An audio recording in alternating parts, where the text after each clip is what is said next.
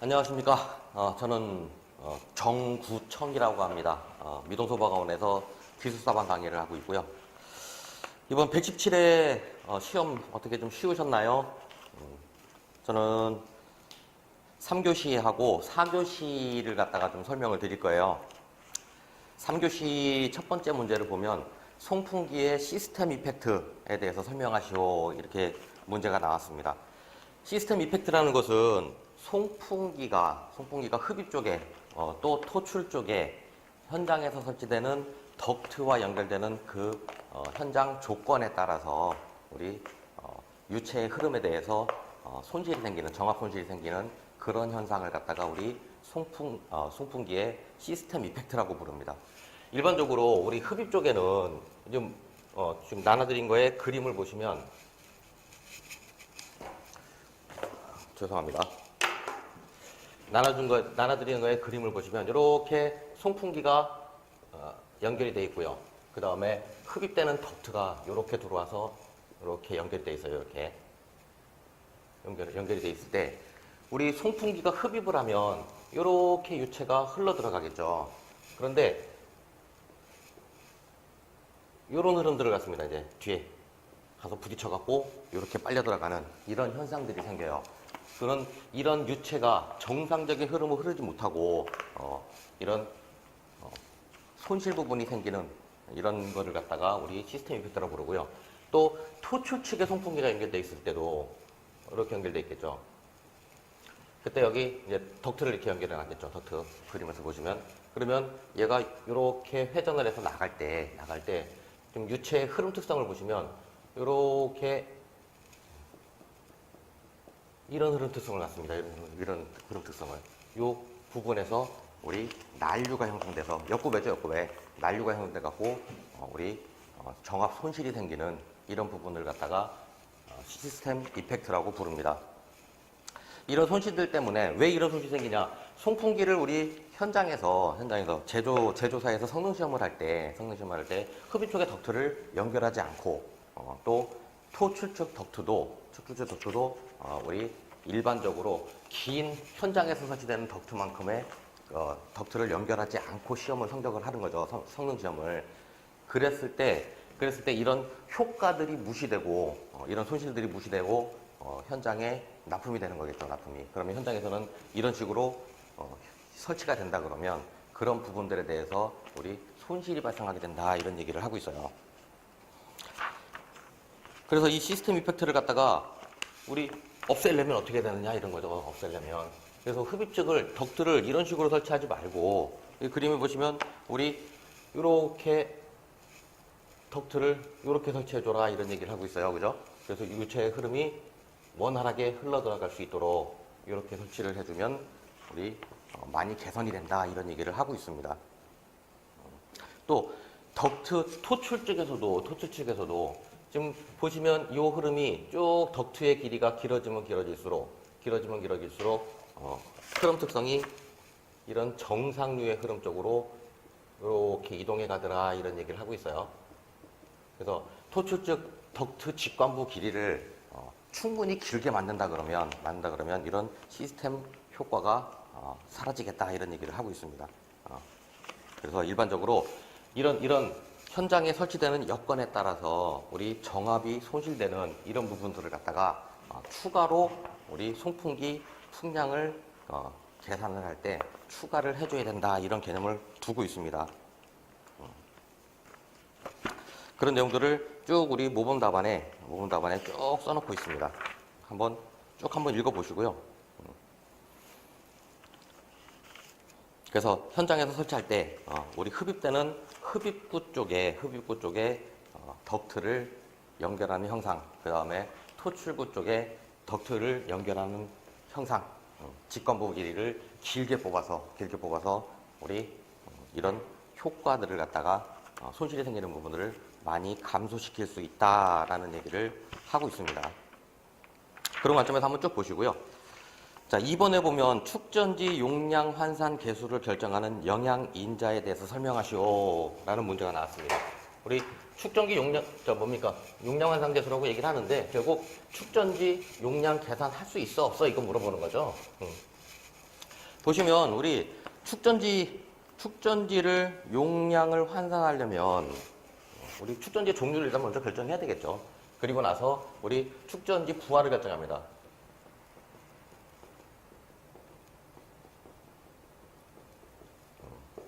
부하가 순시부하냐, 상시부하냐, 이렇게 부하를 나눠서 우리 축전지 부하를 결정을 합니다. 동시에 다 운전한다고 가정을 하고 우리 축전지 부하를 결정한 다음에 그 다음에 방전전류라는 거를 산출하죠.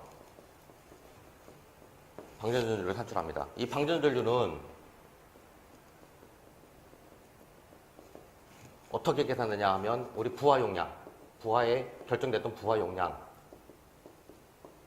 이놈을 갖다가 우리 전격 전압으로 나눠준다 이런 얘기를 하고 있어요. 그러면 우리 전류가 나오더라 이런 얘기를 하고 있습니다. 또 방전 시간을 결정한다 이런 얘기를 하고 있어요. 방전 시간을 결정한다. 이 방전 시간은 우리 단시간이냐 아니면 우리 연속이냐 이런 얘기를 하고 있죠. 우리 단시간일 경우에는 1분, 또 연속일 경우에는 30분, 뭐 이런 얘기들을 결정을 하고 있습니다. 그러고 나서 우리 부하 특성을 결정한다. 부하 특성 곡선을 갖다가 우리 작성한다 이런 얘기를 하고 있어요. 근데 그 부하 특성 곡선이라는 것은 종기의 마지막에 이렇게 부하가 제일 큰 부하를 제일 마지막에 오도록 이렇게 부하 특성 곡선을 작성한다라는 얘기를 하고 있습니다. 그리고 나서 우리 축전지 셀수를 결정합니다. 축전지 셀수.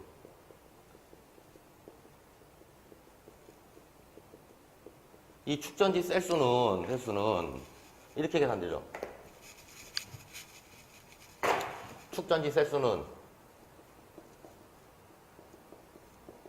우리 부하의 전격 전압, 우리 부하의 전격 전압.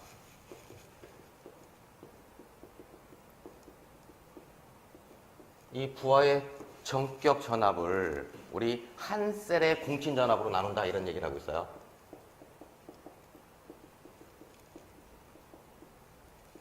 이렇게 나눠준다 이런 얘기를 하고 있습니다. 이게 셀 수를 결정한다 이런 얘기를 하고 있습니다. 근데 우리 일반적으로는 부하 전격 전압을 우리 110V로 하나의 셀의 공칭 전압을 2V로 이렇게 해갖고 나눠주면 55셀 얘를 기준으로 보고 있더라 이런 얘기를 하고 있습니다. 그죠? 그러고 난 다음에 허용되는 최저 전압을 결정한다 이런 얘기를 하고 있어요.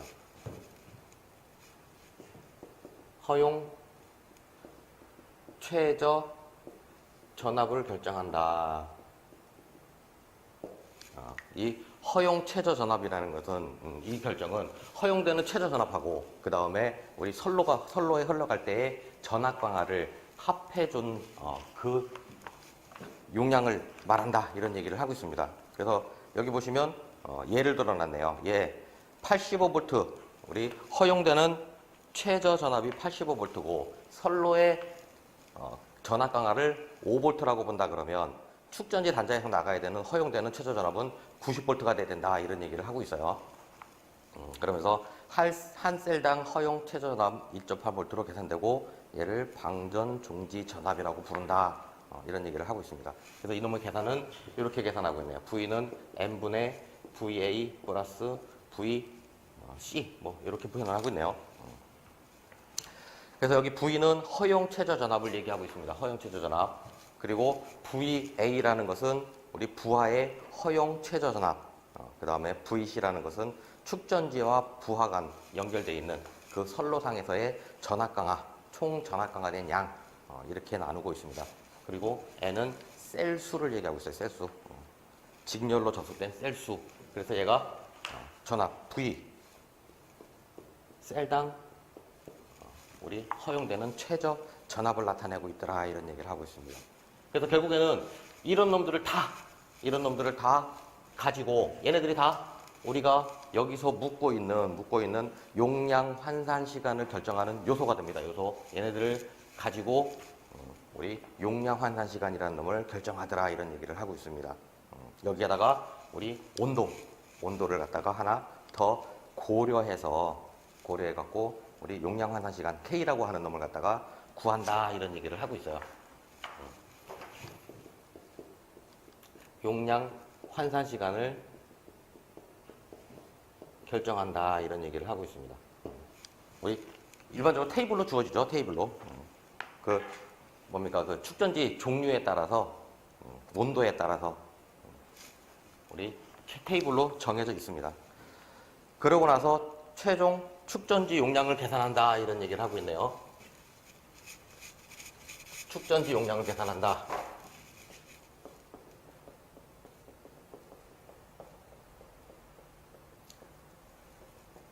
그 축전지 용량이라는 것은 아까 보셨듯이 우리 부하 특성 곡선 그림에 보시면 이렇게 부하가 뒤로 가면 뒤로 갈수록 우리 부하가 커지는 이런 그림을 그려놓고 있다 이런 얘기를 하고 있습니다. 그래서 여기를 I1, 여기를 I2, 여기를 I3 이렇게 본다 그러면 또 시간이 여기를 T1 여기까지를 T2 또 여기까지를 우리 T3라고 본다 그러면 우리 최종적으로 축전지 용량을 계산하는 수식은 이렇게 되죠. 용량은 C는 L분의 1, 그 다음에 K1, I1 플러스 K2, I2 마이너스 I1 이렇게 구하죠. 이렇게 계산을 하더라 이런 얘기를 하고 있어요. 암페어 C 이렇게 표시되죠. 이렇게 해갖고 축전지 용량을 계산합니다. 요 내용들을 쭉 써주시면은 얘네들이 다 영양요소, 우리 용량 환산 계수의 결정 영양요소가 된다 이런 얘기를 하고 있어요. 그럼 결국 축전지 우리 용량 계산 할 수 있어요 없어요 라는 거를 물어본 겁니다. 3번에 보면 국내 소방법에 의한 성능위주 설계에 대해서 다음 내용을 설명하시오 그랬습니다. 성능위주 설계의 목적과 대상, 그리고 시나리오 적용 기준에서 인명안전 기준 및 피난 가능 시간 기준에 대해서 쓰십시오 라고 얘기를 하고 있습니다. 그래서 우리 성능위주 설계, 근데 여기서 지금 보면 인명안전 기준, 그 다음에 피난 가능 시간 기준 이런 걸 물어봤죠. 그럼 결국 성능위주 피난 설계에 대해서 물어보고 있더라 이런 얘기를 하고 있습니다. 그래서 성능위주 설계의 목적은 결국에는 우리 안전 피난이 가능하도록 인명안전, 그 다음에 화재 확산 방지 이런 게 최대 어쨌든 종래의 목적이 되겠죠. 그래서 보시면 화재 위험이 인명안전 기준에 도달하는 시간을 연장해 준다. 우리 성능위주 피난 설계는 어떻게 구성되냐? A셋이 R셋보다 크면 된다 이런 얘기를 하고 있었죠. 그럼 결국 A셋이라는 게 뭐냐 이런 얘기입니다. A셋이라는 것은 화재에 의해서 발생하는 열, 연기, 독성가스, 가시거리 이런 위험 요소들이 우리 인명안전 기준에 도달하는 시간을 우리 A셋이라고 불렀습니다. 그죠? 그 다음에 R셋은 제실자, 거주자가 최종적으로 피난하는 데 걸리는 시간, 얘를 갖다가 R셋이라고 불렀어요. 그랬습니다. 그죠? 그럼 결국에는 A셋을 연장시키거나 R셋을 감소시키는 이런 설계가 돼야 된다 이런 얘기를 하고 있는 거죠. 그래서 거주 가능 시간인 A셋을 연장시키는 목적, 그 다음에 R셋을 총 피난 시간이라고 부르는 R셋을 우리 단축시키는 목적이 있다 이런 얘기입니다. 그래서 결국에는 A셋을 크게 하고 R셋을 감소시켜서 우리 안전한 피난이 가능하도록 만들어줬다. 그래서 화재 시 인명 및 재산 피해를 최소화하는 그런 방안이다 이런 얘기를 하고 있네요. 성능위주 설계 대상을 보면 우리 아파트를 제외하고 연면적이 20만 제곱미터 이상 이런 특정 소방 대상물에 대해서 해야 된다 이런 얘기를 하고 있습니다. 또 건축물의 높이가 100m, 지하층을 포함한 층수가 30층 이상인 특정 소방 대상물에 대해서, 또 연면적이 3만 제곱미터를 이상인 철도, 도시철도, 공항 이런 시설에 대해서 또 하나의 건축물에 영화 상영관이 10개 이상인 그런 우리 건축물의 특정 소방 대상물에 대해서 우리 이런 성능 위주 설계를 해줘야 된다 이런 얘기를 하고 있어요. 그때에 우리 인명안전기준 시나리오를 적용하기 위한 인명안전기준이 뭐냐 뭐 이런 얘기를 하고 있죠. 그래서 인명안전기준이라는 것은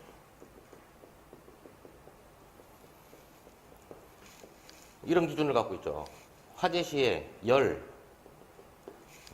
또 호흡선이죠. 호흡선, 그 다음에 열적 역량, 또 뭐가 있습니까? 독성, 연기에 의한 독성, 그 다음에 가시거리, 이런 놈들을 우리 영향 요소로 두고 있다 이런 얘기를 하고 있습니다. 그죠?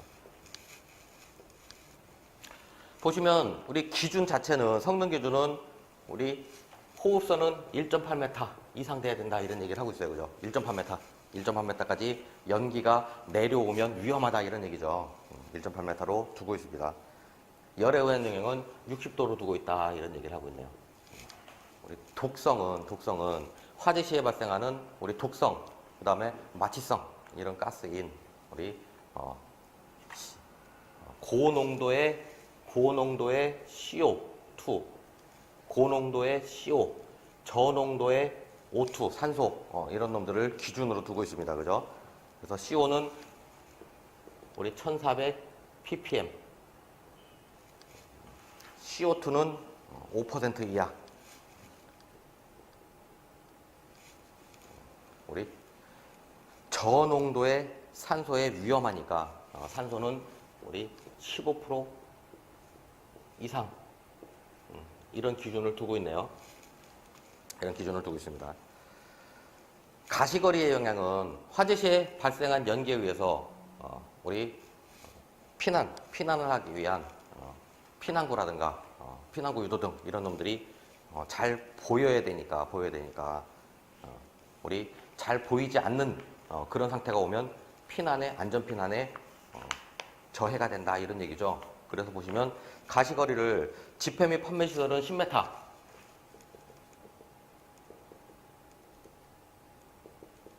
이렇게 두고 있네요. 10m. 10m 거리에서 집회 및 판매 시설, 사람들이 많이 모이는데 이런 데서는 10m 거리에서도 우리 볼 수 있어야 된다 이런 얘기를 하고 있는 거죠. 또 고휘도 축광식 유도등을 설치했을 경우에는 조금 완화주기 시켜주겠다. 고휘도나 축광식 이런 유도등을 설치했을 경우에는 조금 7m로 완화시켜주겠다 이런 얘기를 하고 있네요. 또 기타 시설에 대해서는 우리 5m 이런 기준을 두고 있더라 이런 얘기죠. 얘를 인명안전기준이라 그랬죠. 인명안전기준은 인명안전기준을 써보세요라는 게 시험에 얼마 전에 나왔었죠. 자, 피난 가능 시간에 대한 기준도 있습니다. 피난 가능 시간 기준.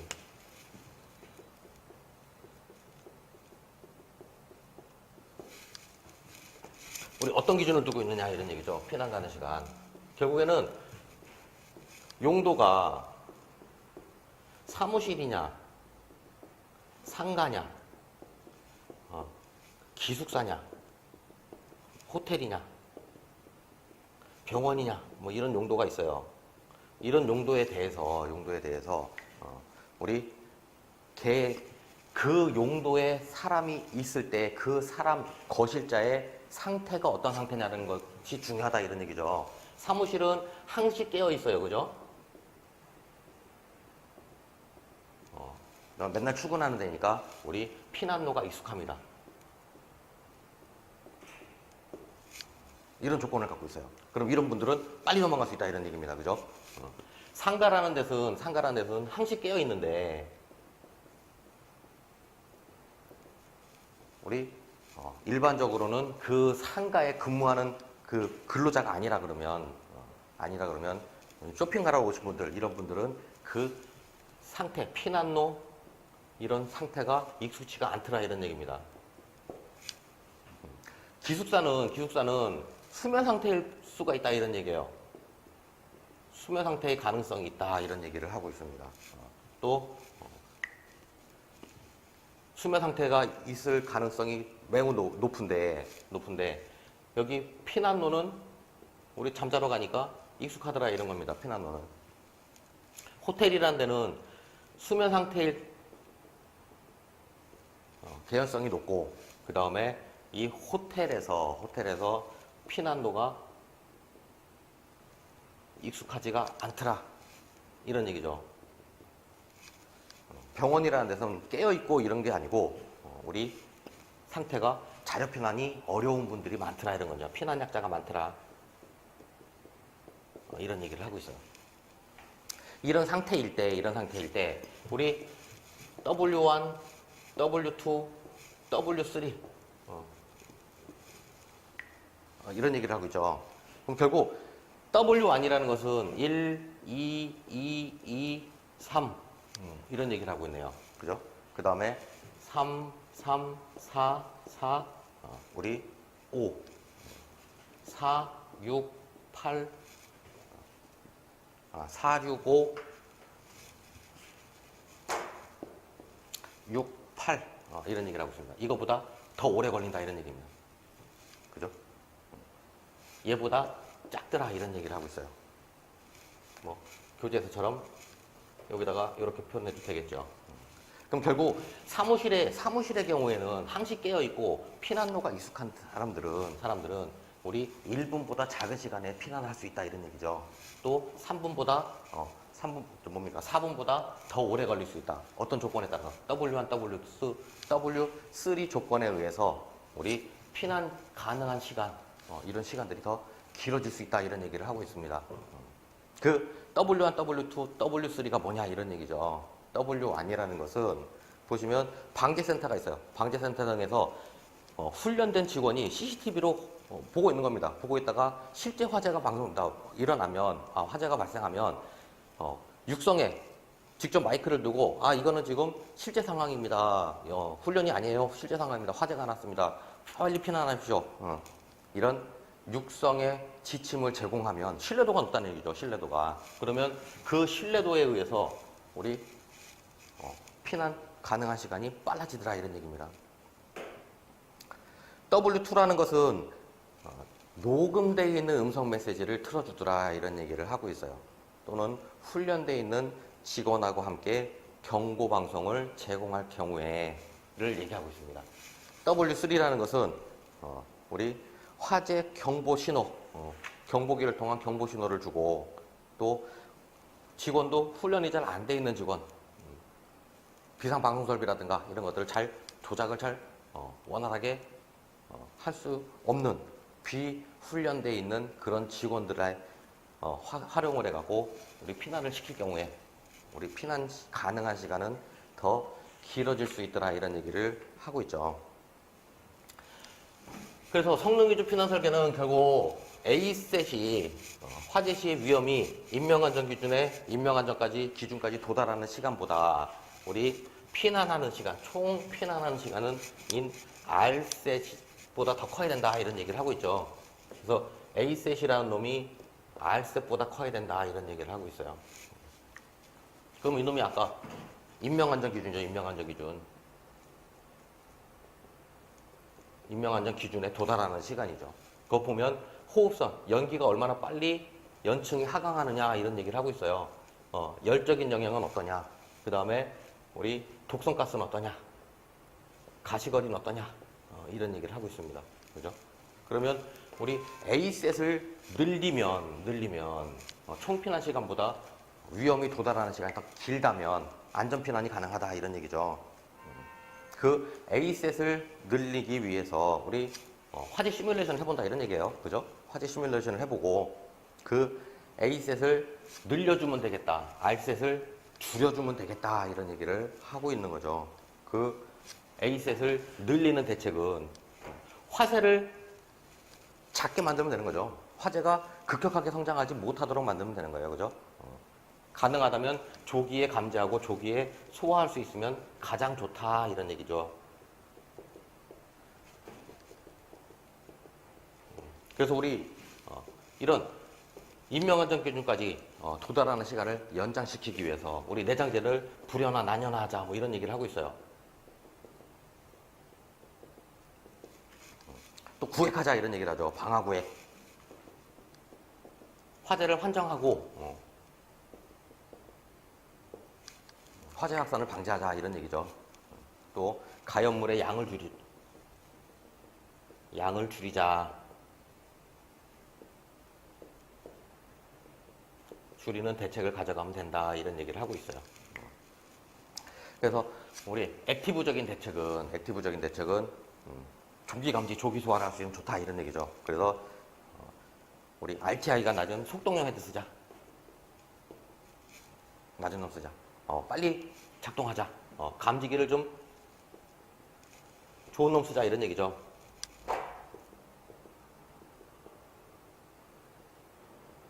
물론 우리 RCS 감지 시간에도 얘가 들어가겠죠. 또 우리 재연 설비 설치해서 연충이 하강하는 게 아니라 연기를 밖으로 재연을 통해서 배출시켜주면 좋겠다 이런 얘기를 하고 있어요.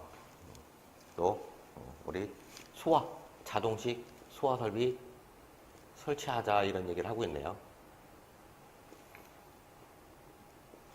이런 기본적인 대책들을 좀 가져갈 수 있다 이런 얘기를 하고 있습니다. 우리 RSET이란 놈은 우리 총피난 시간이라고 부르죠. 근데 얘는 감지 시간, 그 다음에 이동 시간, 그 다음에 우리 뭡니까? 감지 시간, 지연 시간, 이동 시간 이렇게 결정하더라 이런 얘기를 하고 있어요. 우리 감지기가 얼마나 빨리 작동해 화재 시뮬레이션을 통해서 찾아낼 수 있더라 이런 얘기입니다. 또 이동 시간, 실제로 피난하면 피난 시간이 얼마나 걸려? 라는 걸 우리 피난 시뮬레이션을 통해서 찾아내더라 이런 얘기죠. 그래서 얘네들을 갖다가 줄여주면 RSET이 줄어든다 이런 개념이죠. 그러면 감지 시간을 갖다가 줄이면 또 이동 시간을 작게 만들어주면 그러면 되겠더라 이런 얘기예요. 그 대책을 보면 우리 패시브적인 대책하고 액티브적인 대책을 보면 우리 감지 시간을 줄이기 위해서는 좋은 감지기 쓰자 이런 겁니다. 좋은 감지기 쓰자 그런 얘기를 하고 있죠. 또 피난 시간을 단축하기 위해서 우리 고휘도 유도등을 좀 휘도가 높은 놈 쓰자 이런 얘기를 하고 있네요. 휘도가 높은 놈을 쓰자. 특수유도등 쓰자. 시각경보기 우리 청각장애인을 위해서 시각경보기 설치해주자 이런 얘기들을 하고 있어요. 패시브적인 방법으로는 우리 이동 시간을 줄이려면 우리 출입문을 갖다가 한 군데가 아니고 두 군데, 세 군데 만들면 된다 이런 얘기죠. 복도폭을 넓히면 된다. 우리 피난계단 또는 특별피난계단 이런 계단 갖다가 수를 늘리면 된다 이런 얘기를 하고 있어요. 그 얘기를 우리 피난 용량을 갖다 키워준다, 늘려준다 이런 얘기를 하고 있습니다. 그래서 피난 용량의 확대,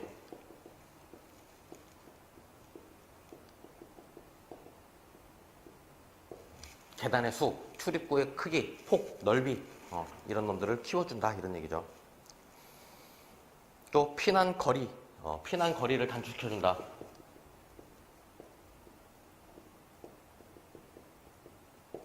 코어 대책이 되죠. 코어 대책. 그리고 우리 거주 밀도를 하향 조정하면 되겠다. 피난해야 되는 사람의 수를 갖다가 줄여줄 수 있다면 좋겠다 이런 얘기를 하고 있는 거죠. 그래서 성능위주 설계 이렇게 A셋을 늘리거나 R셋을 줄이는 대책을 통해서 우리 안전한 피난이 가능하도록 이렇게 설계를 해줘야 된다라는 얘기를 하고 있습니다. 자, 4번에 보면 NFPA 13에서 정하는 스프링쿨러 연결 송수구의 배관 연결 방식을 도시에서 설명하고 국내 기준과 비교하시오 이랬습니다. 그죠? 자, 가장 큰 차이점은 국내는 어떻게 설치합니까? 펌프에서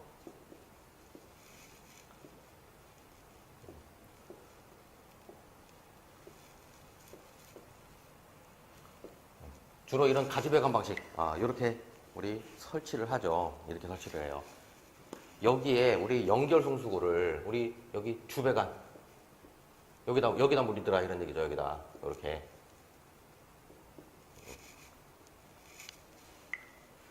NFPA에서는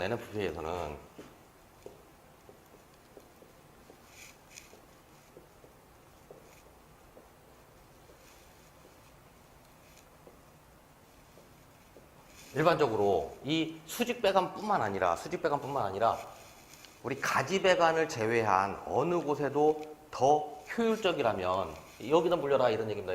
여기다 물려라. 연결송수구를 이렇게 물려라. 이런 얘기들을 하고 있어요. 이게 가장 큰 차이점입니다.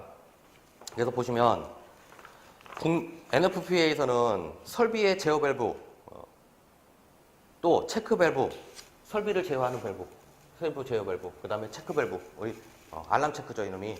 체크 밸브 2차 측에다 연결해줘라 이런 얘기를 하고 있어요. 그래서 습식 설비에서는 입상관뿐만 아니라 더 효율적인 지점이 존재한다면 급수배관의 모든 지점에다가 송수구를 설치할 수 있다라고 하고 있습니다. 단 가지배관은 안 된다 이런 얘기를 하고 있어요. 국내에서는 우리 펌프 토출치개, 우리 개폐 밸브 2차 측에다 물리더라 이런 얘기죠. 수직배관에다가. 그래서 NFPA 13과 국내 기준을 비교 설명했습니다. 송수구의 위치를 보면 우리 이렇게 전용으로 단일 설비로 쓸 경우에는 습식 설비의 경우에는 설비의 제어 밸브, 체크 밸브, 또 알람 밸브. 그리고 이 습식은 알람 밸브가 체크 기능을 하고 있는 거죠. 얘 2차 측에다 물려라 이런 얘기를 하고 있습니다. 여기죠. 여기 2차 측에다 물려라 이런 얘기를 하고 있어요. 건식의 경우에는 설비의 제어 밸브와 건식 밸브 사이에다 물려라. 설비의 제어 밸브와 건식 밸브 사이에다 물려라. 여기다 물려라 이런 얘기네요. 이렇게 건식의 경우에는 또 준비작동식 설비의 경우에는 준비작동식 밸브와 준비작동식 밸브 2차 측 체크 밸브와의 사이에다 연결해라 이런 얘기를 하고 있어요. 요 위에 체크 밸브 있는데 요 밸브와 요 사이에다 물려라 이런 얘기를 하고 있는 거죠. 일제사수식의 경우에는 일제사수식 밸브 2차 측에다 물려라. 일제사수식 밸브 2차 측에다 물려라 이런 얘기죠. 그럼 결국은 얘네들은 다 우리 뭡니까? 2차 측 설비를 제어할 수 있는 밸브 2차 측에다가 물려야 된다 이런 얘기를 하고 있습니다.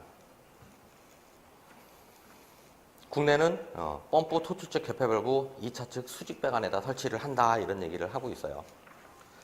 송수구 설치 기준 우리 화재 안전 기준하고 NFPA하고 설치 기준을 갖다가 쭉 적어놓고 있습니다. 적어놓고 있어요. 한번 쭉 보시고 우리는 하나의 유수검지 장치가 방호해야 되는 방호 면적이라는 게 있죠. 방호 면적. 폐쇄형 스프링클러 헤드를 사용할 경우에는 우리 방호 면적이 어떻게 됩니까? 바닥 면적, 한 개층 바닥 면적이 3,000제곱미터를 이상, 3,000제곱미터까지를 우리 방호 면적으로 보고 있는데 그 방호 면적이 한 개층의 바닥 면적이 3,000을 넘어가면 국내에서도 어떻게 얘기를 하고 있어요? 이게 3,000을 넘어가면 3,000을 초과하는 그마다 우리 연결 소수구를 한 개 이상 더 추가로 설치하라 이런 얘기를 하고 있어요. 한 개 이상 더 추가로 설치해라. 그럼 결국에는 예를 들어 이 면적이 3,000이 넘어갑니다. 3,000이.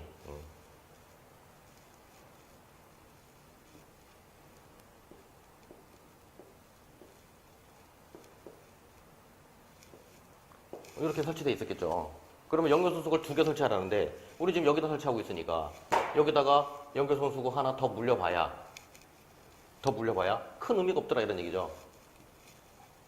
여기다 물려도 되겠죠. 이렇게 물려봐야 의미가 없더라 이런 얘기예요.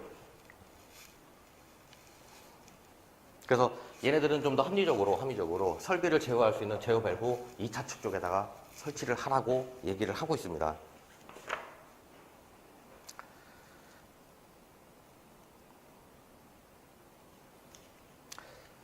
가장 큰 차이점은 설치 위치에 대한 겁니다. 설치 위치에 대한 거. 얘가 가장 합리적이겠죠, 사실은. 자, 5번에 보면 국가 화재 안전 기준을 적용하여야 하는 지하구 기준 및 지하 공간, 공동구, 지하구 등 화재 특성 소방 대책을 쓰세요라는 얘기를 했네요. 결국에 이게 KT 화재 때문에 시험 문제가 나온 거겠죠. KT 화재 때문에. 결국 우리 지하구, 지하 공동구 이런 놈들은 전력이나 통신 또는 냉난방, 가스 배관 이런 놈들을 갖다가 집합 수용하기 위해서 만들어 놓은 이런 콘크리트 구조물이죠. 지하에다가 이렇게 파묻어 놓은 놈이다 이런 얘기입니다. 근데 이런 놈들이 여태까지 법은 우리 50m를 넘어갈 때 50m를 길이가 50m 이상 그런데 전력이나 통신 사업 이런 놈들은 경우에는 500m일 경우에 우리 여기다가 연소 방지 설비를 설치하게 돼 있었어요. 우리나라 법은. 그죠? 근데 요 기준에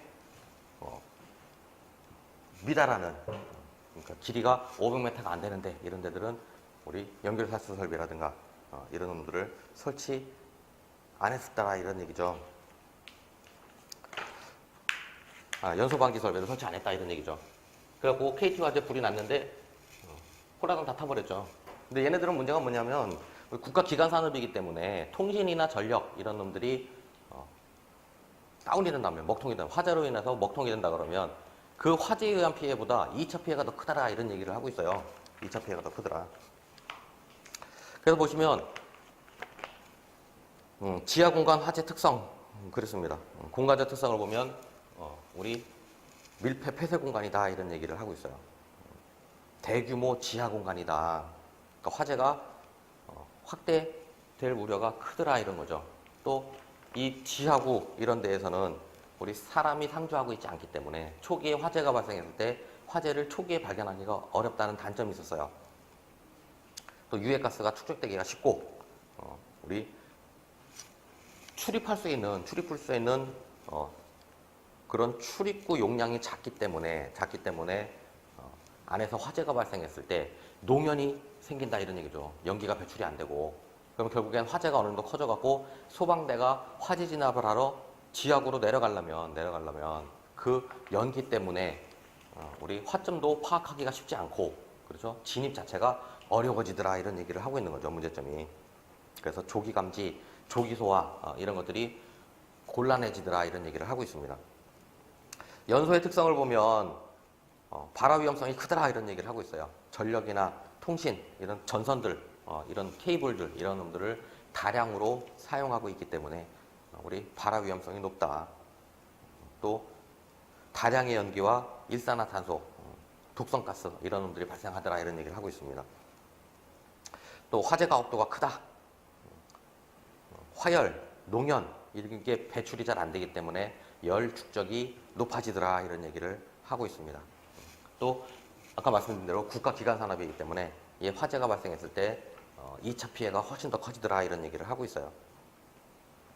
소화 활동상의 문제점을 보면 지하 공간이기 때문에 출입구가 작아서 소방대 진입도 힘들고 또 농연, 열기, 열축적이 심하니까 그런 놈들로 인해서 소방관이 진압하기가 화재 진압이 어려워지더라 이런 얘기를 하고 있네요. 그래서 소방대책을 보면 뭐 예방 그려놨네요. 감염물의 양을 줄인다. 또 유지관리를 철저히 해줘야 된다. 방어관리 해줘야 된다. 이런 얘기를 하고 있습니다. 그래서 지금 지하구에 대해서 우리 자동화재 탐지 설비 그리고 또 화재를 연소 방지 설비 500m가 안 되더라도요. 500m가 안 되더라도 모든 지하구에는 연소 방지 설비를 설치하자라는 게 법제화 추진 중이죠. 또 우리 방화 관리를 해줘야 된다 이런 얘기를 하고 있어요. 또 소방적인 측면에서 보면 자동화재 탐지 설비, 연소 방지 설비, 분전반, 배전반 이런 것들에 대해서 자동 소화 장치를 설치해주고 우리 화재가 났을 때 자동으로 화재 경보를 화재를 사실을 알려줄 수 있는 그런 시스템을 갖다 갖춰야 된다 이런 얘기들을 우리 하고 있습니다.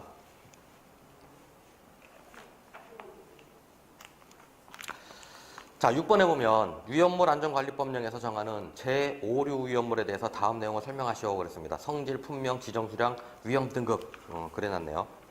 결국 위험물 안전관리법 상에 우리 별표를 갖다 알고 있느냐 라는 얘기를 물어보고 있었어요. 그래서 보시면 성질, 품명, 지정 수량, 위험 등급 그랬습니다. 자기 반응성 물질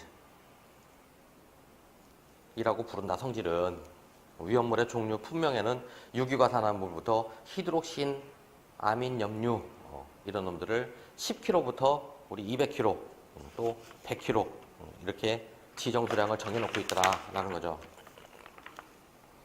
저장 및 취급 방법을 보면 얘도 위험물 안전관리법 별표에 있습니다. 별표에 저장 및 취급 방법이. 그래서 공통 기준을 보면 수량 또는 지정 수량의 배수를 초과하는 위험물을 저장 취급하지 않아야 된다. 뭐 이런 얘기를 하고 있어요. 차광 또는 환기를 실시해 줘야 된다. 적정한 온도, 습도, 압력을 유지해야 된다. 뭐 그런 얘기들을 쭉 써놓고 있습니다. 위험물 변질, 이물질의 혼입 등 된다면 이에 대한 조치를 강구해야 된다. 우리 용기나 설비, 기계 이런 놈들을 위험물이 있는 장소에서 수리하는 경우에는 위험물질을 완전히 제거한 다음에 실시해라. 이런 얘기를 하고 있네요. 파손, 용기에다가 수납 저장할 경우에 위험물을 용기에 수납 저장할 경우에는 파손, 부식, 균열 등이 없는 것으로 해야 된다. 7번에 보면 가연성 혼합기를 형성할 수 있는 장소, 또 가연성 미분이 부유할 우려가 있는 장소 이런 데에서는 전선, 전기기구 이런 걸 완전히 접속하고 전기 불꽃 이런 것들이 발생할 수 있는 그런 위험성을 제거해야 된다 이런 얘기를 하고 있습니다. 그죠? 동그라미 8번에 보면 보호액 중에 보호해야 되는 경우에는 위험물이 보호액으로부터 노출되지 않도록 해야 된다. 저장 취급의 공통 기준을 오류 위험물은 불티, 불꽃, 고온체와 접근, 과열, 충격, 마찰 이런 것들을 다 피해야 된다 이런 얘기를 하고 있습니다. 그러면서 위험물의 혼재 기준을 얘기하고 있어요. 인류 위험물과 오류 위험물, 인류와 육류, 인류와 오류, 인류와 육류 뭐 이렇게 얘기를 하고 있네요. 또 인류와 삼류 중에 자연 발화성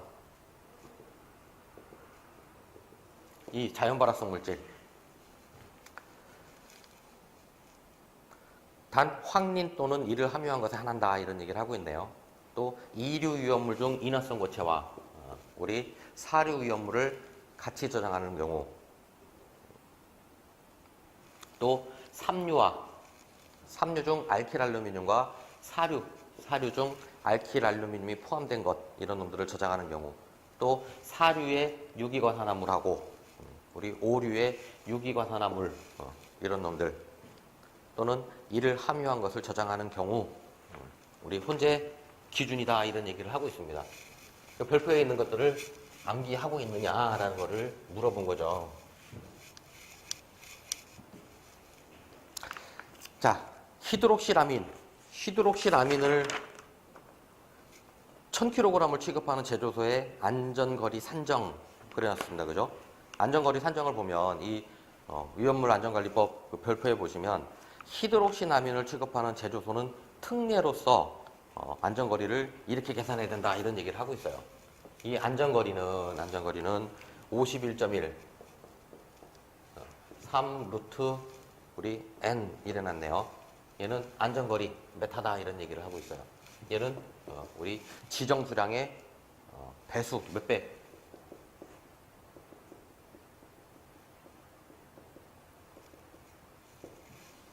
히드록시나민이 지정 수량이 100kg인데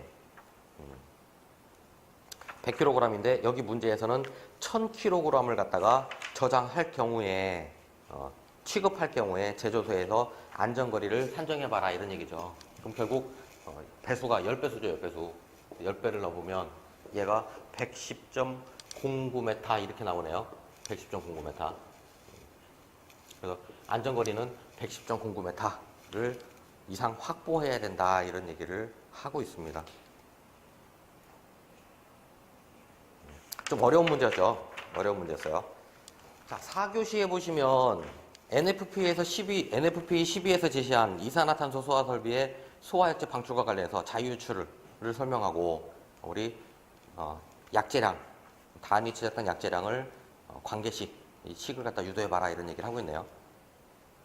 자유유출이라는 건 우리 가스계는 이 방호 공간 내에 액상 저장을 했다가 우리 방사를 할 때 기화돼 갖고 기체화되죠. 그래서 가스계 소화섭이라고 부릅니다. 가스 상태가 돼 갖고 우리 화재를 갖다가 진압하는 이런 설비들을 우리 가스계라 부르는데, 이 약재를 방출할 때, 약주량을 방치할 때 약이 농도가 높을수록 여기에 방출되는 약재가 많을수록 그렇죠.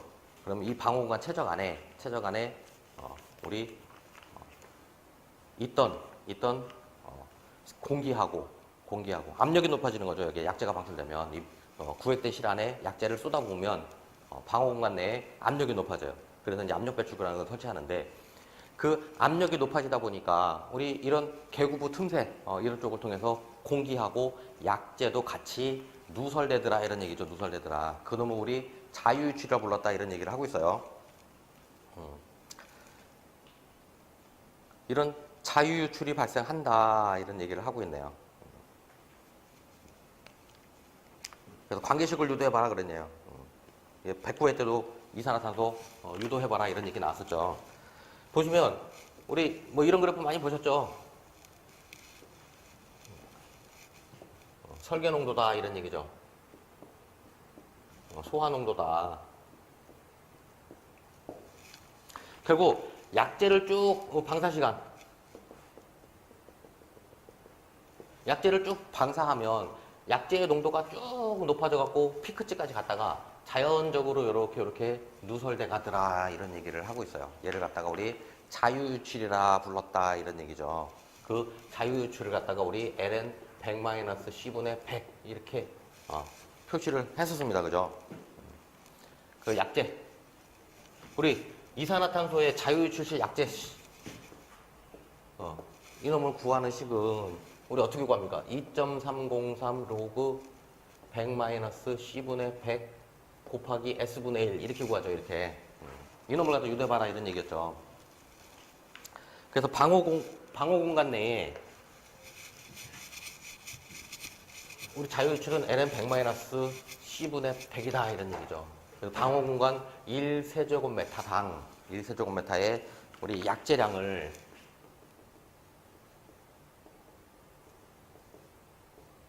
기체입니다. 기체.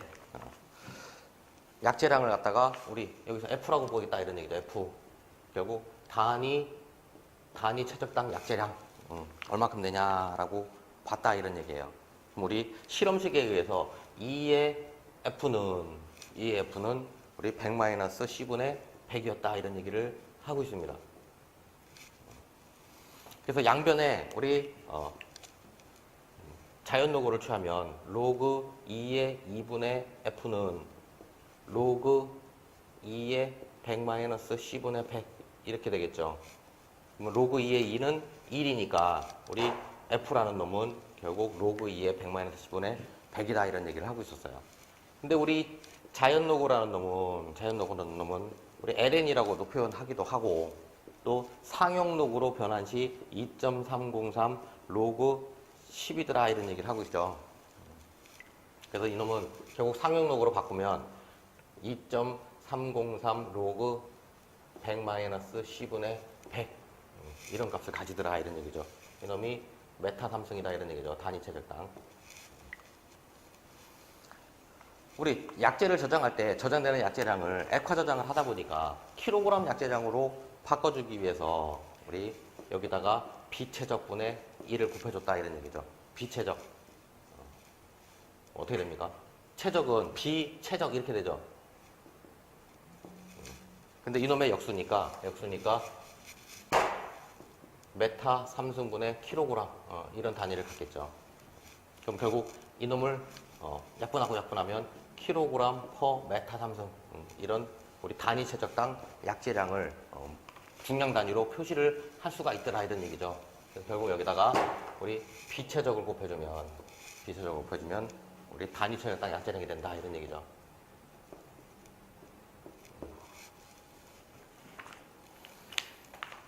우리 비체적 S를 갖다가 선형상수라고 부르죠. 선형상수. 결국 이놈은 K1 플러스 K2T 이렇게 표현을 했었어요. 그죠? 이 K1이라는 놈은 우리 영도C에서의 비체적, 그 다음에 이 K2T라는 놈은 방호구역 내 온도 T도씨일 때의 우리 비체적을 얘기하더라, 이런 얘기를 하고 있습니다. 비체적을. 그래서 우리 가스계는 온도에 따라서 체적 변화가 발생하기 때문에 273분의 1씩 변화하죠. 이렇게 비체적을 사용해 줘갖고 약재량을 갖다가 계산해 주더라, 이런 얘기를 하고 있습니다. 그죠? 그럼 결국 방호 공간 내의 온도가 높을수록 우리 선형상수라는 놈은 높아지고, 이 선형상수라는 놈이 커지면 커질수록 우리 저장해야 되는 약재량은 조금 작아져도 된다, 뭐 이런 개념을 두고 있습니다. 자, 다음 그림의 조건에서 유효 누설 면적 AT를 구하시오, 그렇게 했습니다. 그죠? 이렇게 보니까 방호 공간 내에 이렇게 돼 있네요. 여기가 A4, 여기가 A3, 여기가 A6, 여기가 A1, 여기에 A2, 여기 A5, 이런 누설 틈새가 있네요. 누설 틈새. 그때 조건을 보니까 A1 니꼴, A3 니꼴, A4 니꼴, A6은 0.02 메타의 제곱, 또 A2 니꼴, A5는 0.03 메타의 제곱, 이런 누설 틈새 면적이 있네요. 그때 유효 누설 면적을 계산해 보십시오라고 얘기를 했습니다. 그럼 결국 우리 이 누설 면적을 계산할 때 병렬일 경우에는 합하는 거죠. 합하는 거. 그래서 AT라는 놈은 A1 플러스 A2 뭐 이렇게 가더라, 이런 얘기를 하고 있어요. 직렬일 경우에는 AT의 제곱분의 1은 A1의 제곱분의 1 플러스 A2의 제곱분의 1 이렇게 구해지더라, 이런 얘기를 하고 있었습니다. 그죠? 계산을 보니까 일단 A1하고 A2는 병렬이네요. 병렬. 그러면 A1하고 A2는 병렬이기 때문에 A1하고 A2 0.02, 0.03 결국 이놈은 0.05 메타의 제곱, 이런 누설 틈새를 가지게 될 겁니다. 또 A3하고 A6은 이놈도 병렬이네요. A3하고 A6 결국 0.04 메타의 제곱, 이렇게 값을 가질 겁니다. 그럼 여기 하나로 병렬로, 여기 하나 병렬로. 그럼 A4하고 A3, A4와 A3, 6, A6. 이놈 병렬로 계산했던 놈은 직렬이니까 이놈을 계산하면 어떻게 되겠어요? 우리 A4, A3, 6의 제곱분의 1은 이렇게 나오겠죠. 결국 A4, 그 다음에 A3, A6. 이놈은 우리 얼마 됩니까? A4 0.02, 0.02의 제곱분의 1 플러스 A36, 0.04의 제곱분의 1, 이런 값을 갖겠네요. 그래서 이놈을 계산해 봤더니 A436 요 값은 0.0178 메타의 제곱, 이런 누설 틈새 면적을 갖습니다. 그럼 여기 병렬, 여기하고 직렬 이렇게 계산된 거죠. 여기가 계산됐어요. 그러면 A5하고 A436하고는 우리 병렬되더라, 이런 얘기죠. A5하고 A436이라는 놈은 병렬이더라, 이런 거죠. 병렬. 이 놈은 결국 A5 0.03에다가 A436 우리 0.0178 이놈을 더하면 약 0.04789 이런 누설 틈새 면적을 갖네요. 결국 종례에는 우리 이거 남았죠. 여기 병렬 A12. 요 놈하고 이놈 지금 계산했던 놈, 이놈 계산한 놈하고는 우리 직렬 관계다라 이런 얘기죠. 직렬 관계. 그래서 A 5, 4, 3, 6하고 그 다음에 A 1, 2하고는 우리 직렬이다 이런 얘기죠. 직렬. 그래서 결국 최종 A 1, 2, 5, 4, 3, 6 이놈의 제곱분의 1은 A 5, 4, 3, 6 A 5, 4, 3, 6 0.04789의 제곱분의 1 플러스 A 1, 2 A 1, 2 병렬이죠. A 1, 2 이 계산해야죠. 0.05의 제곱분의 1 이런 값을 갖네요. 이거 계산했더니 결국 최종적으로 A 1, 2, 5, 4, 3, 6이란 놈은 약 0.03459 뭐 이렇게 나오네요. 그래서 이놈은 0.035 정도 되더라. 최종적으로 이렇게 총 유효 누설 틈새 면적이 나오더라, 계산되더라 이런 얘기를 하고 있습니다.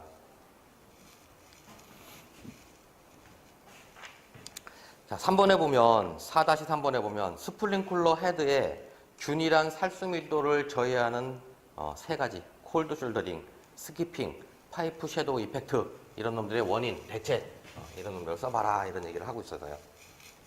결국에는 살수 밀도를 저해하는 놈들 이런 놈들이더라 이런 얘기죠. 보면 콜드 숄더링이라는 것은 우리 가멸체가 냉각이 돼서 우리 개방이 안 되는 그런 상태가 생기더라 이런 얘기를 하고 있습니다. 보면은 그래서 개요에 보시면은 이 소화 설비가 자동으로 화재를 감지해갖고 소화를 해야 되는데 이 세 가지 요인 콜드 숄더링, 스키핑, 파이프 섀도우 이펙트 이런 놈들에 의해서 균일한 살수 밀도가 저해되더라 이런 얘기를 하고 있네요. 그 살수 밀도가 저해된다면 미살수 지역이 생기는 거죠. 미살수 지역이 생기다 보니까 우리 화재 초기의 진압 제어 이런 것들이 곤란해지더라 이런 얘기를 하고 있어요. 미경계 지역이 발생하더라, 살수 장애가 발생하더라, 살수 패턴이 왜곡되더라 이런 얘기들을 문제점으로 얘기를 하고 있습니다. 그 결국에는 살수 패턴이 왜곡되고 살수 밀도가 저해되고 이런 부분들 때문에 우리 화재를 조기에 제어 또는 진압을 못하니까 화재가 확산되더라 이런 개념을 갖고 있는 거죠. 그래서 콜드 숄더링을 보시면 헤드의 가멸체가 직접적인 냉각에 의해서 개방 시간이 지연되는 현상을 얘기한다 이런 얘기를 하네요. 원인을 보면 헤드의 다단 배열 뭐 이런 얘기를 하고 있어요. 우리 레크시 창고 같은데 헤드를 갖다가 이렇게 다단 배열을 해놓으면 이놈이 살수를 이렇게 하다 보니까 이 위에 있는 헤드가 먼저 개방돼 갖고 얘를 갖다가 적셔버리는 거죠. 그럼 얘가 작동이 지연되거나 불능이 되더라 이런 얘기를 하고 있습니다. 뭐 경사지붕 형태 방호대 상물의 상부 헤드가 작동될 경우, 예를 들어 이런 거죠. 뭐 경사지붕이 이렇게 있는데 우리 이렇게 설치를 했어요. 예를 들어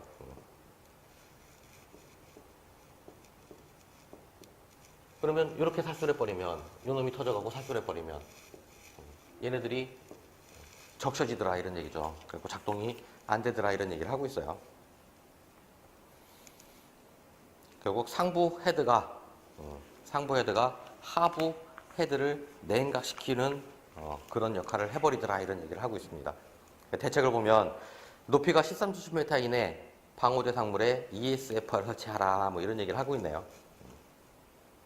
인넥 스프링클러 헤드를 적용해라. 그리고 이런 레크시 창고 이런 창고에다가 위에 다단 배열을 할 경우에는 이렇게 차폐판 하나 설치해줘라 이런 얘기를 하고 있네요. 차폐판. 그러면 이놈 헤드가 물에 적치지 않게 되겠더라 이런 얘기를 하네요. 헤드 간 이격거리를 최소 이격거리를 갖다가 규정해 놓고 있어라 뭐 이런 얘기도 하고 있습니다. 스키핑이라는 것은 화재로 인해서 얘는 가멸체가 직접적으로 냉각돼 버리는 거고 콜드 숄더링은요. 얘는 먼저 개방된 헤드 때문에 먼저 이렇게 헤드가 화재가 났는데 얘가 이렇게 살수를 하다 보니까 요 주변이 냉각돼 갖고 얘가 헤드가 개방되지 않고 그 다음 헤드가 이렇게 개방되더라 이런 얘기죠. 얘를 갖다 스키핑이라고 부릅니다. 화재로부터 가까운 헤드가 개방되지 않고 더 멀리 있는 놈이 먼저 개방되는 현상, 이런 놈을 갖다가 우리 스키핑 현상이라고 합니다. 그럼 여기 미경계 지역이 생기더라 이런 얘기죠. 왜 이런 현상이 생기냐 이런 얘기를 하네요. 헤드 간 이격거리가 너무 가까울 때 표시 온도, 또 RTI 이런 놈들이 상이한 헤드를 갖다가 설치했을 때 결국 표시 온도가 낮은 놈, RTI가 작은 놈, 낮은 놈이 먼저 개방돼 버리더라 이런 거죠. 형식 승인이 서로 다른 헤드를 설치했을 경우에 또는 화재가 너무 고강도일 경우에 너무 화재가 크면 이놈이 내려오다가 이렇게 날아가더라 이런 얘기죠. 날아가더라. 그래서 헤드 간 최소 이격거리를 규정해야 된다라는 얘기를 하네요. 대책으로. 또 동일실에는 동일 표시 온도를 가진 놈, 동일한 RTI를 가진 놈, 또 우리 C값이라고 그러죠. C. 열 전도계수 이런 놈도 같은 놈, 이런 놈을 갖다 사용해 줘야 된다 이런 얘기를 하고 있는 거죠. 또 동일한 형식 승인 제품을 사용해 줘라 이런 얘기를 하네요. 고강도 화재가 발생할 경우에는 적응성 있는 특수 헤드를 갖다가 적용해 줘라 뭐 이런 얘기를 하고 있습니다. 또 대책 중에 하나는 K값이 큰 놈, 이런 놈들. 화재가 큰 경우에는 뚫고 들어갈 수 있을 놈, 물방울 크기가 큰 놈.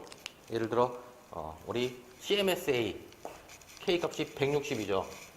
또 ESFR 이런 놈들은 K값이 200에서 큰 물방울 만드는 거죠. 200에서 360 뭐 이렇게 되는 놈들을 갖다가 좀 설치해줘라 이런 얘기를 하고 있습니다.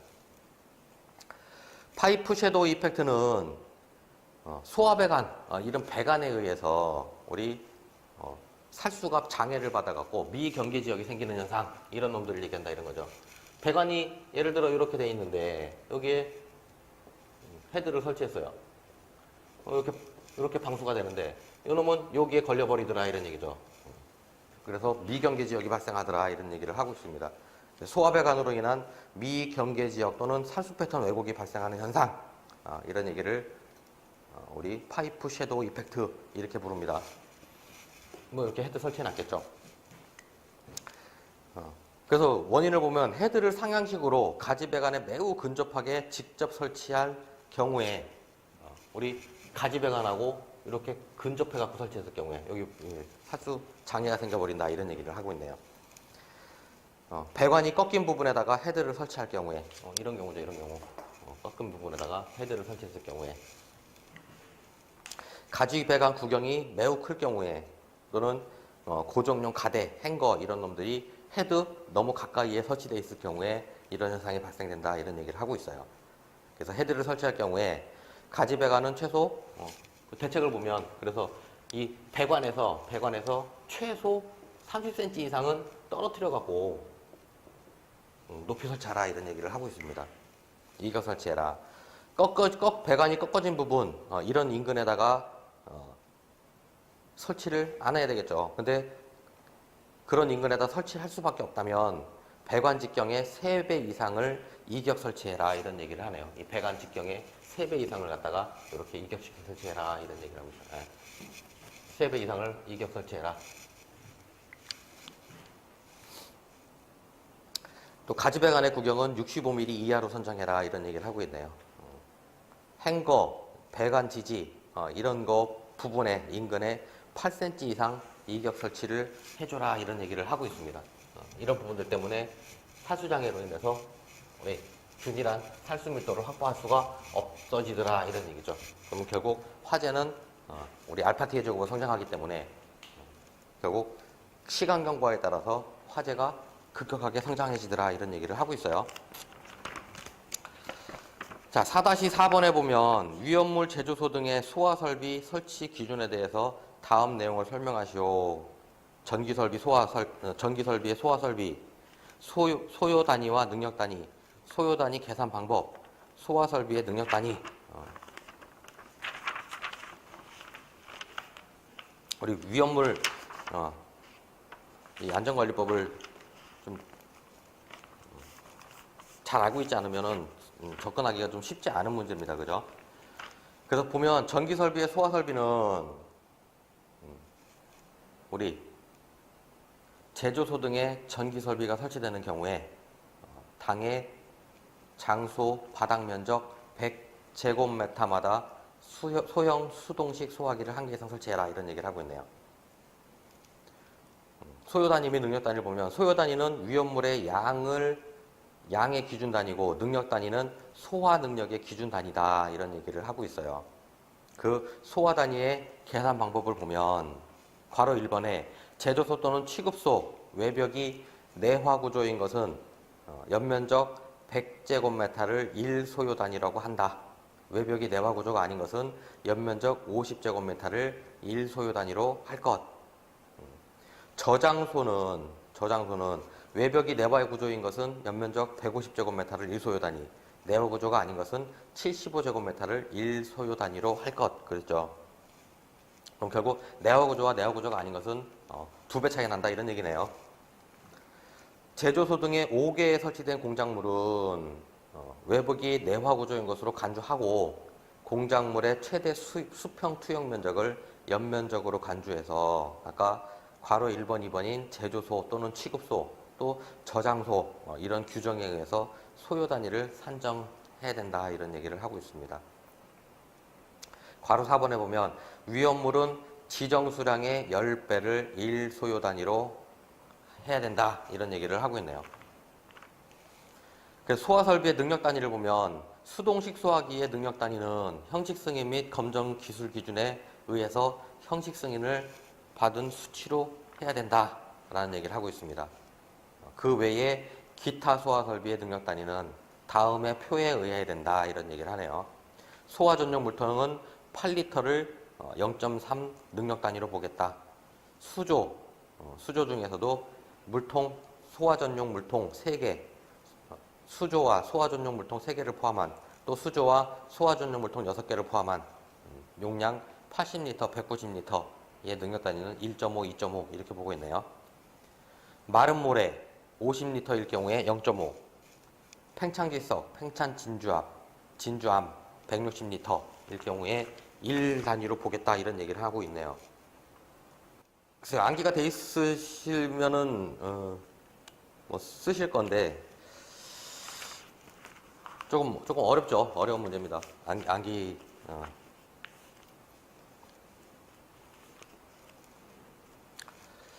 자, 4-5번에 보면 건축물의 내부 마감 재료 난연 성능 기준에 대해서 설명하시오 이러네요. 내부 마감재의 난연 성능 기준. 우리 난연 성능 기준 불연제, 중불연제, 난연제 이렇게 구분했었죠. 그래서 우리 마감 재료가 우리 불연제, 중불연제, 난연제 이렇게 구분을 하고 있네요. 시험은 우리 불연제는 불연성 시험, 또 연소가스 유해성 시험 이런 걸 하겠죠.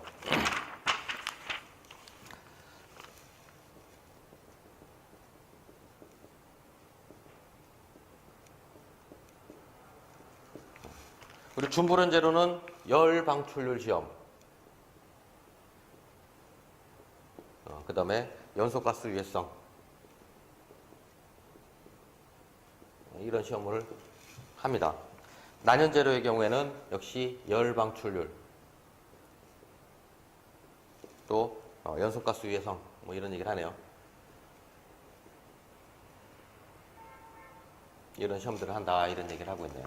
우리 불연성 시험이라는 것은 우리 시험 방법을 보면 750 플러스 마이너스 5도씨의 온도에 20분 동안 우리 넣어놨다가 안정시켜놨다가 시험을 한다 이런 얘기죠. 그때 성능 기준은 성능 기준은 우리 최종 평형도 온도가 20K 이상 상승하지 않아야 된다 이런 얘기를 하고 있죠. 최종 평형 온도가 20K를 초과하지 않을 것, 20K 이상 초과해서 상승하지 않을 것 이런 얘기를 합니다. 또 질량 감소율이 최종 평형 온도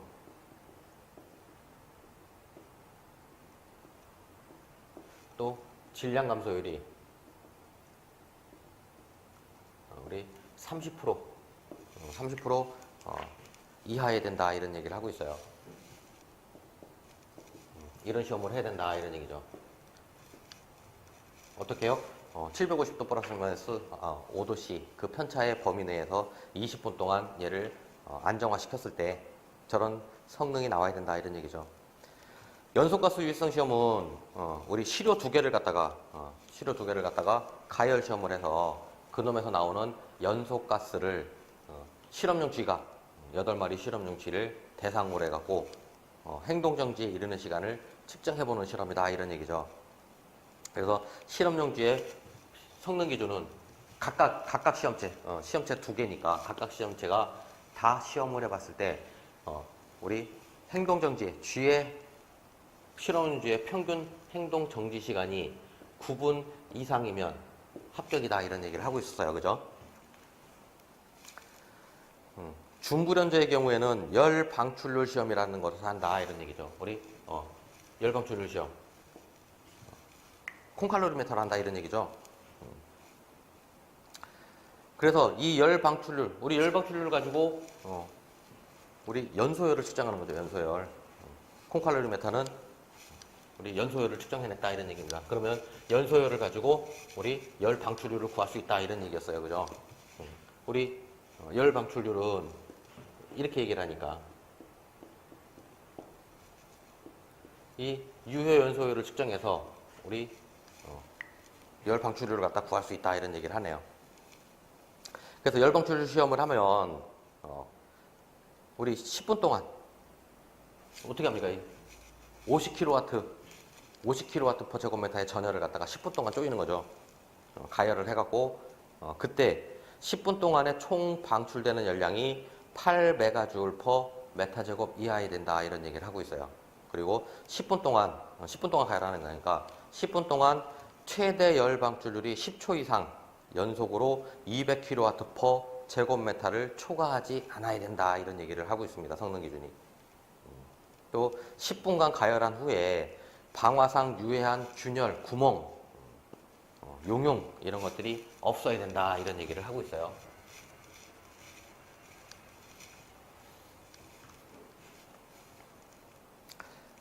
자, 연소가스 유연성 시험 마찬가지입니다. 우리 실험용 쥐가 행동정지에 이르는 평균 시간이 9분 이상이 된다 이런 얘기를 하고 있죠. 총 열 방출률 8메가줄 per 제곱미터 이하에 된다 이런 얘기를 하고 있었어요. 그죠? 그리고 최대 열 방출률이 우리 10초 이상 연속으로 200kW per 제곱미터를 초과하면 안 된다. 10초 이상 200kW를 초과하면 안 된다 이런 얘기를 하고 있습니다. 또 방화상 유해한 균열, 구멍, 용융 이런 것들이 나타나면 안 된다 이런 얘기를 하고 있어요. 난연재료의 경우에는 역시 열 방출률 시험, 연소가스 유해성 시험 이런 놈들을 하는데 얘는 10분, 얘는 5분 한다 이런 얘기죠. 5분 가열하겠다. 똑같이 50kW per 제곱미터의 우리 원추형 히타를 가진 원추형 히타로서의 전열을 쏴서 그때 그래서 성능 기준이 얘는 5분간 이게 10분간이죠. 10분간 8메가줄 얘는 5분간 8메가줄 이하에 되고 또 5분간 최대 열 방출률이 10초 이상 연속으로 200kW per 제곱미터를 초과하지 않아야 되고 그죠? 5분간 가열했을 경우에 시험체를 관통하는 방화상 유해한 균열, 구멍, 용융 이런 것들이 없어야 된다라는 게 성능 기준이죠. 자, 4-6번 보면 연료전지의 종류, 특성, 장단점 이런 얘기를 하고 있네요. 우리 신재생에너지라고 그러죠. 신에너지와 재생에너지. 그 신에너지에는 연료전지, 그 다음에 수소에너지, 그 다음에 석탄을 액화가스화 이런 것들이 신에너지죠. 신에너지. 그 중에서 이제 연료전지를 물어보고 있습니다. 연료전지. 우리 신재생에너지를 쓰는 가장 큰 목적은 석유를 대체하기 위해서 그런 거죠. 화석연료를 대체하기 위해서 화석연료가 우리 환경적인 문제를 일으키니까 또 에너지 수급 이런 측면에서 우리 신에너지 또는 재생에너지를 갖다가 활성화시키기 위해서 그러고 있는 거죠. 자, 그래서 보면 연료전지라는 것은 연료의 고유한 에너지를 전기 에너지로 변환하는 에너지 생산 장치다 이런 얘기를 하고 있네요. 신에너지다 이런 얘기를 하고 있어요. 그래서 기본 원리를 보니까 이렇게 그려 있네요. 여기 전해질이 있고 여기에 연료극, 그 다음에 여기 공기극 이렇게 구성이 되어 있네요. 그때 연료는 수소다, 수소 뭐 이런 얘기를 하고 있어요. 그래 보면 여기 이렇게 연결되어 있네요. 이 수소가 여기서 반응을 하더라 이런 겁니다. 두 개의 H 플러스하고 두 개의 전자로 분리되더라 이런 얘기를 하고 있어요. 수소 이온하고 전자로 분리돼 갖고 전자는 이쪽을 통해서 공기극 쪽으로 흘러가고 이렇게 흘러가는 거죠. 그러면서 우리 전기를 생산한다 이런 얘기를 하고 있어요. 또 발생된 이 수소는 전해질을 통해서 공기극 쪽으로 이동하더라 이런 얘기를 하고 있습니다.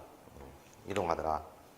그래서 이 공기극에서 다시 여기 2분의 1 O2와 그 다음에 두 개의 수소 플러스 두 개의 전자가 이렇게 돌아와서 만나서 결국 이놈이 H2O로 변하더라 이런 얘기를 하고 있네요. 그래서 기본 원리를 보면 연료극에서 수소가 수소이온과 전자로 분리되고 수소이온이 전해질을 통해서 공기극으로 이동하고 전자는 외부 회로를 통해서 공기극으로 이동하게 됐다. 공기극에서 산소이온하고 수소가 결합하고 전기, 물, 열이 발생된다 이런 얘기를 하고 있네요. 그래서 연료전지의 종류에 보면 지금 보시는 것처럼 인산형, 용융 탄산염, 고체 산화물, 고분자 전해질형, 직접 메탄올, 또 알카리형 연료전지 이렇게 종류가 여러 가지가 있네요. 근데 특성을 보면 인산형 연료전지는 우리 수소를 연료로 사용하는데 순도 70% 이상의 수소를 사용하더라 이런 얘기를 하고 있어요. 촉매제로 백금 촉매제를 사용하고 있다. 운전 온도는 약 200도, 효율은 약 40-50% 된다 이런 얘기를 하고 있네요. 용융 탄산염 연료전지는 천연가스, LPG, 나프타, 석탄 이런 거를 통해서 수소 연료를 얻어낸다 이런 얘기를 하고 있습니다. 작동 온도는 650도 정도 고온이고 백금의 촉매가 필요하다 이런 얘기를 하고 있네요. 고체 산화물 연료전지는 탄화수소를 사용해 갖고 직접 연료로 사용한다 이런 얘기를 하고 있습니다. 촉매가 불필요하다. 운전 온도가 약 600에서 1000도씨 고온도다 이런 얘기를 하고 있네요. 또 복합 발전이 가능하다 뭐 이런 얘기를 하고 있습니다. 고분자 전해질형 연료전지를 보면 우리 전해질이 액체가 아니라 고체 고분자 중합체다 뭐 이런 얘기를 하네요. 다른 연료전지하고 가장 큰 차이점은 그거다 뭐 이런 얘기를 하고 있습니다. 백금 촉매제를 사용하네요. 얘도 소형화가 용이하다 이런 얘기를 하고 있습니다. 직접 메탄올 연료전지를 보면 메탄올과 물을 전기화학 반응해 갖고 수소하고 산소 발생되는 수소하고 산소를 결합해서 전기를 만들어낸다 이런 얘기를 하고 있네요. 작동 온도가 약 150도 정도 된다. 소형화할 수 있다. 그래서 휴대전화 등 휴대용 전원으로 응용이 가능하다. 이런 얘기를 하고 있습니다. 알카리형 연료전지예요. 수소하고 순수한 산소를 사용해서 얘는 연료로 사용하더라. 이런 얘기네요. 운전 온도가 약 60에서 120도 정도 되더라. 뭐 이런 특성을 갖고 있다. 이런 얘기를 하고 있네요. 장단점을 보면 얘가 신에너지다 보니까 결국에는 아까 화석연료를 대체한다 이런 얘기죠.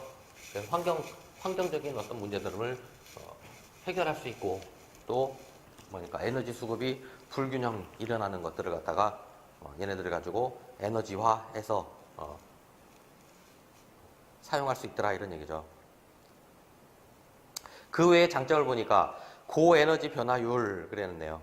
에너지 변화율이 80% 이상이다 이런 얘기를 하고 있어요. 또 고장 시에 교환이 용이하고 천연가스나 메탄 이런 걸 사용하니까 우리 환경적인 문제, 석유 대체 효과 이런 효과들이 있다. 그래서 소방설비 비상전원으로도 사용 가능하다 이런 얘기를 하네요. CO2 발생량이 적다. 냉각수가 불필요하다. 뭐 이런 장점을 갖고 있다 이런 얘기를 하고 있네요. 근데 단점은 가격이 비싸다 이런 얘기를 하고 있어요. 내구성이 낮다. 불순물에 민감하고 또 우리 연료전지 기술이 아직은 조금 부족하다. 뭐 이런 얘기를 하고 있습니다. 어쨌든 시험은 이제 끝났죠. 그래서 우리 117회 시험은 끝났고 시험 잘 보신 분들은 합격하기를 진심으로 기원드리고요. 또 조금 미흡했다 하시는 분들 118회 때 또 잘 보셔가고 모두 다 합격하시기를 진심으로 기원드리겠습니다. 오랜 시간 동안 들어주셔서 감사하고요. 이것으로 마치겠습니다. 감사합니다.